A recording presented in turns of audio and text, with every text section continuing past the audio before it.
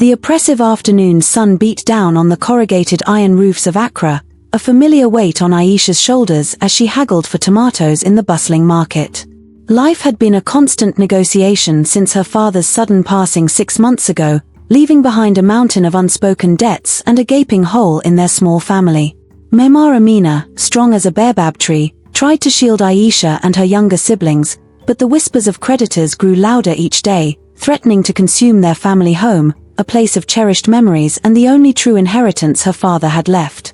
Aisha knew she had to find a way to honor his legacy, even if it meant venturing into the unknown. A sharp knock on the door shattered the evening's fragile peace.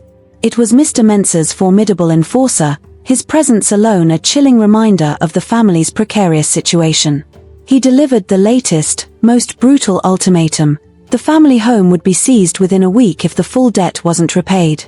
Mama Amina's face crumpled, her stoic composure finally cracking, and Aisha felt a surge of desperation mixed with fierce resolve. She knew then, with a terrible certainty, that she would do anything to protect her family, even if it meant confronting the fearsome Mr. Mensah herself. The next morning, Aisha found herself standing before the imposing glass and steel facade of Mensah Holdings, a stark contrast to her familiar dusty neighborhood. Her heart pounded, a frantic drumbeat against her ribs, but she straightened her shoulders, remembering Mama Amina's tear-streaked face. Inside, the opulence was overwhelming, the air conditioning a shock against her skin. She was finally ushered into Mr. Mensah's grand office, a room that screamed power and wealth, where he sat, a formidable figure behind a vast mahogany desk, his gaze sharp and assessing. Aisha's voice, though trembling, found its strength as she pleaded for an extension, explaining her family's plight and her willingness to work. Mr. Mensah listened, his expression unreadable, a silence that stretched, thick with unspoken judgment. Then, a faint smirk touched his lips, and he stated his terms, not an extension, but a proposition. He would cancel the debt, but only if Aisha agreed to work for him, not in his main office, but in his son Kwame's new, struggling tech startup. It was an unconventional offer, a strange twist of fate, and Aisha, desperate, had no choice but to accept, unaware of the complexities that lay ahead. The next day, Aisha arrived at Innovate Africa, Kwame's tech startup, housed in a surprisingly casual, brightly colored space in a bustling part of Osu. She expected a typical office environment, but instead found a vibrant, almost chaotic energy, young people buzzing around laptops and whiteboards. Kwame, a sharp, confident young man with a slight air of arrogance, barely acknowledged her as he barked orders into a phone. He gestured dismissively to a cluttered desk, telling her she was there to do anything useful. The dismissal stung, but Aisha, remembering her family, swallowed her pride. "Aisha, you are here to work," she reminded herself, "not to be liked." Aisha quickly realized that anything useful meant everything. She was the impromptu receptionist, the coffee maker, the errand runner, and even the amateur IT troubleshooter, often navigating systems she barely understood. Kwame, immersed in his own world of coding and grand visions, remained largely oblivious to her efforts, or perhaps, simply indifferent. Yet, amidst the chaos, Aisha observed, learning the rhythm of the tech world, the jargon, and the passionate dedication that fueled these young innovators. She was a silent observer, absorbing everything, like a sponge in a vast ocean of knowledge. One sweltering afternoon, a crucial client presentation loomed, and the projector suddenly refused to work. Panic rippled through the office. Kwame, usually so composed, began to visibly stress, his frustration mounting with every failed attempt. Aisha, remembering a similar problem from a broken television at home, calmly suggested checking a specific cable, a solution so simple it had been overlooked. To everyone's surprise, it worked, and the presentation was saved. Kwame looked at her, truly looked at her, for the first time, a flicker of surprise and grudging respect in his eyes. From that day, a subtle shift occurred. Kwame, while still demanding, started to acknowledge Aisha's presence, sometimes even seeking her input on mundane office issues. He discovered her quiet efficiency, her uncanny ability to anticipate needs before they were voiced. Aisha, in turn, began to see beyond his often brusque exterior, catching glimpses of the passionate, driven mind beneath. They fell into an unspoken rhythm, a silent partnership that began to slowly bridge the vast gap between their worlds, even as her role remained officially undefined. It was a dance of unspoken understanding, a delicate balance. News of Aisha's employment reached Mama Amina through the local grapevine, bringing a fragile sense of relief. The immediate threat of losing their home had receded, but the underlying anxiety remained. Mama Amina, ever the protector, worried about Aisha working for the notorious Mr. Mensah, a man whose reputation for ruthlessness preceded him. "Be careful, my child," she cautioned, her voice a soft murmur of concern. "The frog does not jump into boiling water without a reason." Aisha reassured her, though a part of her wondered about Mr. Mensah's true motives for placing her in his son's company. Days blurred into weeks, and Aisha's understanding of Innovate Africa deepened. She began to notice the subtle tensions, the strained expressions on the faces of Kwame's core team, especially when financial reports were discussed. Despite Kwame's bravado, the startup was teetering on the brink, constantly seeking new investors. Aisha overheard hushed conversations about missed targets and dwindling funds. Her initial relief at her employment began to erode, replaced by a growing unease. She realized Mr. Mensah's generosity might have a more complex, perhaps even manipulative, purpose. "There is no free meal in this life," a common saying echoed in her mind. The turning point came during a late-night work session. Kwame, frustrated by a coding bug, lashed out at Aisha, accusing her of not understanding the real stakes of his business.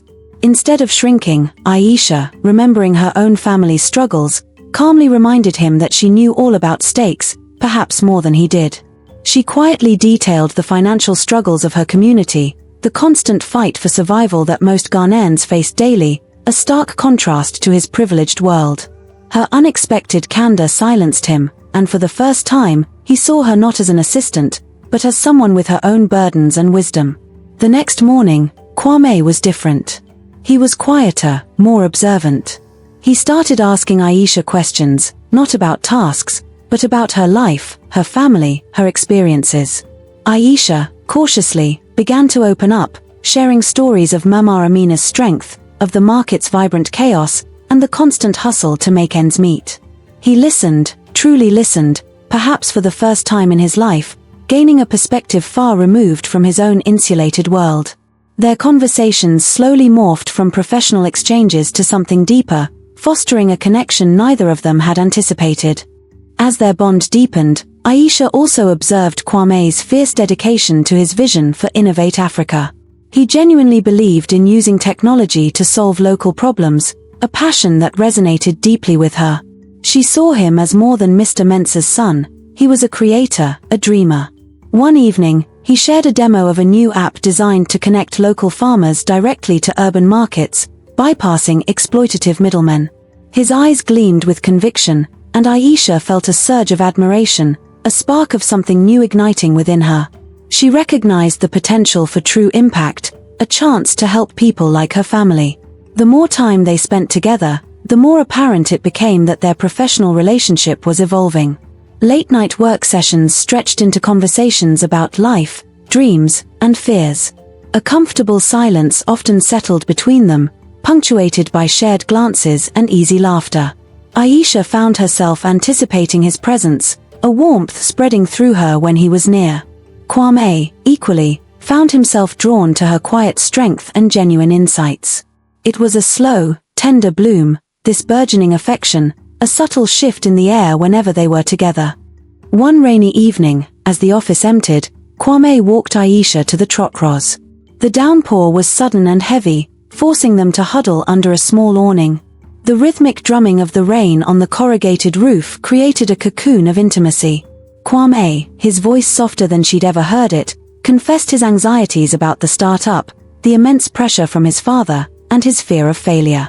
Aisha listened, her hand instinctively reaching out to briefly touch his arm in a gesture of unspoken comfort. In that shared vulnerability, the unspoken attraction between them surged, undeniable and electric. The next day, the air between them crackled with unspoken tension. Aisha found herself replaying his vulnerability, the touch of his arm. Kwame, too, seemed distracted, his usual focus scattered. During a lunch break, He impulsively asked her to join him for a walk in a nearby park, away from the office's watchful eyes. As they strolled beneath the shade of the mango trees, he confessed his growing feelings, the words tumbling out, hesitant but sincere. Aisha's heart pounded, a mixture of thrill and apprehension, as she recognized the depth of her own reciprocal emotions. "The heart knows no boundaries," she mused, a saying often whispered by her grandmother. Aisha, mindful of their vastly different backgrounds and Mr. Mensah's initial arrangement, expressed her hesitation. She spoke of the debt, the unspoken condition of her employment, and the inevitable disapproval from his powerful father. Kwame, however, dismissed her concerns, his conviction fueled by the burgeoning love he felt. He swore he would navigate any obstacles, that their connection was stronger than any external pressure. He promised to talk to his father, to explain their relationship, believing that love could conquer all. Aisha, though still wary, found herself swayed by his earnestness, a fragile hope blossoming in her chest. Their secret romance flourished, carefully hidden from the prying eyes of the office and, most importantly, from Mr. Mensah. They stole moments, clandestine lunch dates, and late-night calls filled with whispered confessions and shared dreams. Aisha found herself happier than she had been in years, the weight of her family's debt momentarily lifted by the intoxicating joy of first love. Kwame, too, seemed lighter, more vibrant, his work imbued with a new sense of purpose. It was a beautiful, precarious bubble, floating delicately above the stark realities of their lives. However, the bubble was destined to burst. Mr. Mensah, ever vigilant, noticed the subtle changes in Kwame, his increased cheerfulness, his frequent late-night work sessions. A man of shrewd business acumen and unyielding control, he began to investigate, his suspicions stirred by the unusual shift in his son's behavior. He demanded an explanation, a direct confrontation that Kwame, though dreading, knew was inevitable. The weight of his father's expectations, and the dark cloud of Aisha's inherited debt, loomed ominously over their fragile romance. The confrontation was brutal. Mr. Mensah, his face etched with fury, revealed his knowledge of their relationship, throwing Aisha's debt into the conversation as a weapon. He accused Kwame of being foolish, of allowing himself to be manipulated, and threatened to ruin Aisha's family if he didn't end things immediately. Kwame, caught between his love for Aisha and his fear of his father's destructive power, was shattered. He pleaded with his father, arguing that Aisha was genuinely good, but Mr. Mensah was unyielding, his words sharp as a freshly honed machete. "A woman like that will only drag you down." Kwame, shaken and defeated, knew he couldn't endanger Aisha and her family further. He made the agonizing decision to end their relationship, believing it was the only way to protect her. The next day at the office, his demeanor was cold, distant, a stark return to the brusque boss she first encountered. Aisha, sensing the shift, approached him, her heart heavy with dread. He delivered the crushing words, fabricating a story about being overwhelmed with work, about needing space, anything to avoid revealing his father's threats.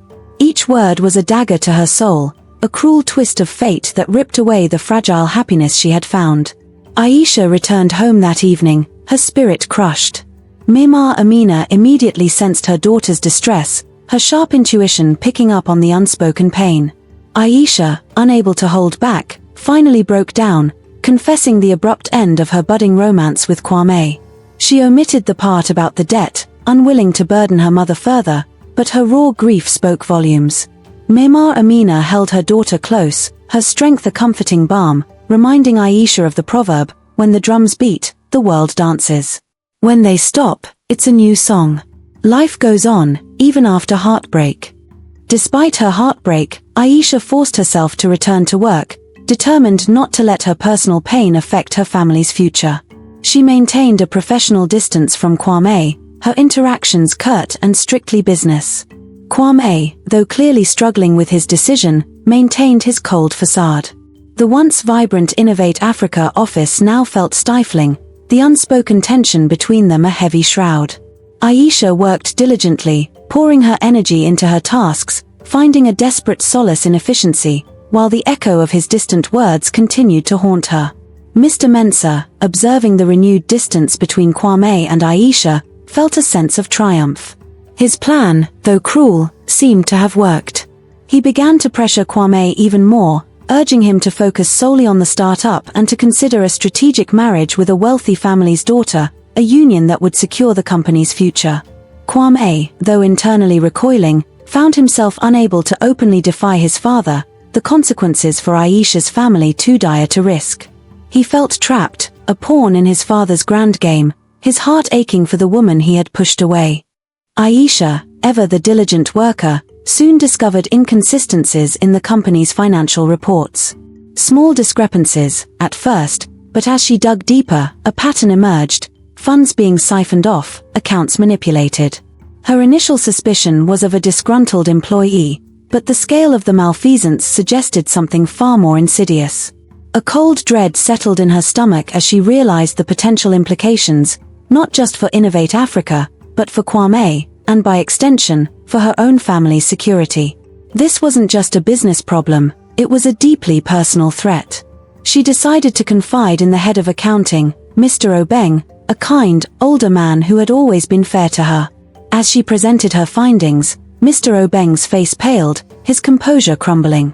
He confessed, with profound reluctance, that Mr. Mensah himself was behind the fraudulent activities, siphoning funds from Innovate Africa to cover losses in his other failing ventures. He revealed that Mr. Mensah planned to declare the startup bankrupt, using it as a scapegoat, leaving Kwame to take the fall. The revelation sent a shockwave through Aisha, confirming her deepest fears about Mr. Mensah's true manipulative nature. Aisha knew she had to tell Kwame, despite the lingering pain of their breakup. His company, his dream, was being systematically destroyed by his own father. She found him late that evening, still at his desk, a picture of weary resignation. His initial reaction was disbelief, then anger, followed by a profound heartbreak as the truth of his father's betrayal sank in. He was torn, caught between filial loyalty and the devastating reality of his father's treachery. The weight of this revelation was almost unbearable, a betrayal far deeper than she could have imagined. The revelation sent Kwame into a spiral of despair and rage. He confronted his father, a fierce, shouting match echoing through the plush halls of Mensah Holdings. Mr. Mensah, unrepentant, coldly admitted his actions, justifying them as necessary business decisions, reminding Kwame of his childish dreams and the harsh realities of the business world. He threatened to expose Aisha's family debt publicly, dragging their name through the mud, if Kwame dared to interfere or expose him. This brutal ultimatum left Kwame feeling utterly helpless, his father's grip tightening around his throat. Kwame, trapped between his love for Aisha and the crushing weight of his father's threats, sought solace in his most trusted confidant, his older sister, Aisha. She was a lawyer, sharp and pragmatic, and had always been his anchor. He poured out the entire story, the debt, the fraudulent scheme, and his father's cruel ultimatum. Aisha listened, her face growing grim. She was devastated by her father's actions but immediately saw the grave danger to both Kwame's reputation and Aisha's family. "This is not just business, Kwame," she said, her voice firm, "this is ruin." Aisha devised a plan. They would need undeniable evidence of Mr. Mensah's fraudulent activities. It would be risky, requiring them to expose their own father, but it was the only way to save Kwame's company, Aisha's family, and their father from himself. She explained the legal implications, the need for irrefutable proof. Kwame, though terrified, agreed, his moral compass finally overriding his filial fear. He knew this was the ultimate test, a battle not just for his future, but for what was right. Aisha, unaware of this new alliance, continued her work, still nursing her broken heart. Aisha, still reeling from the personal rejection, channeled her energy into work, instinctively trying to prove her worth. She was meticulously documenting everything she could find related to the financial discrepancies, building a case piece by piece, driven by a quiet sense of justice. She didn't know the full extent of Mr. Mensah's machinations, but her gut told her something was terribly wrong, something that threatened to destroy Kwame's dream. She was a silent warrior, fighting a battle no one knew she was waging, armed only with her sharp mind and an unwavering commitment to truth. Meanwhile, Kwame, with Aisha's guidance, began to subtly gather evidence from within Innovate Africa, careful not to arouse his father's suspicion. He accessed encrypted files, cross-referenced invoices, and meticulously documented every suspicious transaction. Each piece of evidence felt like a betrayal, a deepening wound, but the image of Aisha's heartbroken face, and the realization of his father's true character, spurred him on. He was working against the clock, knowing that any misstep could expose their plan and bring swift, devastating consequences. Unbeknownst to Kwame, Aisha's investigation was progressing along a parallel path. One afternoon, she stumbled upon a hidden folder on a shared drive, containing a series of highly incriminating documents, direct orders from Mr. Mensah to manipulate accounts, along with correspondence revealing his intent to bankrupt Innovate Africa. The evidence was irrefutable, a smoking gun. Her hands trembled as she realized the full, brutal extent of Mr. Mensah's scheme. This was the proof they needed, the undeniable truth that would shatter his carefully constructed empire. Aisha immediately called Accra, remembering her number from a previous, unrelated work interaction. She explained what she found, her voice urgent and breathless. Accra, recognizing the crucial missing piece, instructed Aisha to secure the files and meet them discreetly. A meeting was arranged in a quiet cafe, far from prying eyes. When Aisha arrived, she saw Kwame sitting with Accra, his face still etched with worry, but a flicker of hope in his eyes when he saw her. The three of them, united by a shared enemy and a common goal, prepared to confront the formidable power of Mr. Mensah. With Aisha's irrefutable evidence, Accra prepared the legal documents, outlining Mr. Mensah's fraud and his intent to ruin Innovate Africa. The confrontation took place not in Mr. Mensah's office, but in a formal boardroom with key stakeholders and legal counsel present. Accra presented the evidence calmly and methodically. Mr. Mensah's composure shattered, his face a mask of disbelief and fury. Kwame, standing beside Aisha, felt a wave of both sorrow and liberation. He had chosen integrity over blind loyalty, and for the first time, truly stood on his own. The battle was won, but the healing had only just begun. That's the end of Aisha and Kwame's powerful journey in the inherited debt. If you connected with their story, please give this video a like. Don't forget to subscribe to Tales of Us for more compelling African narratives, and leave a comment below with your thoughts. Thanks for watching.